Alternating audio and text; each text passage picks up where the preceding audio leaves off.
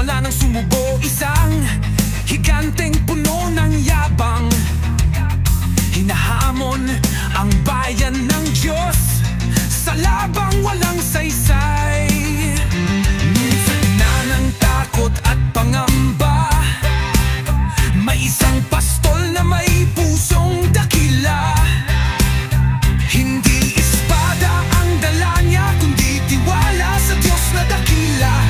Sa pangalan ng Panginoon, siya'y lumaban, hindi sa lakas, kundi sa pananampalataya. Isang batong may gabay ng may kapal ang bumagsak sa no ng higanteng hangal. Habang ang iba'y nanginginig sa dilim, si David ay nananalig sa Diyos na hindi patitinag. Hindi siya tumingin sa laki ng kalaban, kundi sa laki ng Diyos na kanyang sandigan. Di mo kailangang maging malakas kung ang Diyos mo'y tunay na tapat. Kahit isang binata lang ang harap, basta't may pananampalataya, tagumpay ay sapat.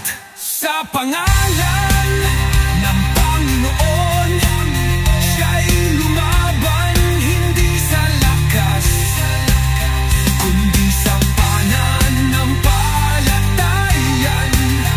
Isang batong may gabay ng may kapal ang bumagsak sa no ng higanteng hangal.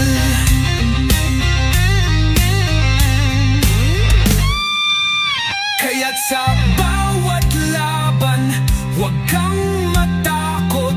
Ang Diyos na kasama mo'y kailan may di lalagot. Maging si David ay nagtagumpay dahil ang kanyang puso sa Diyos ay tunay.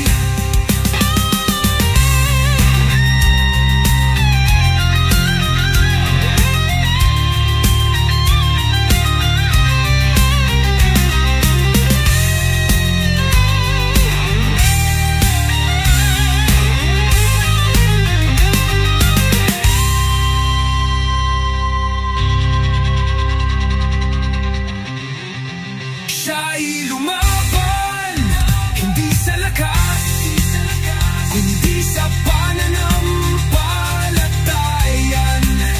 Isang batong may gabay ng may kapal ang bumagsak sa lano ng higanteng hangal.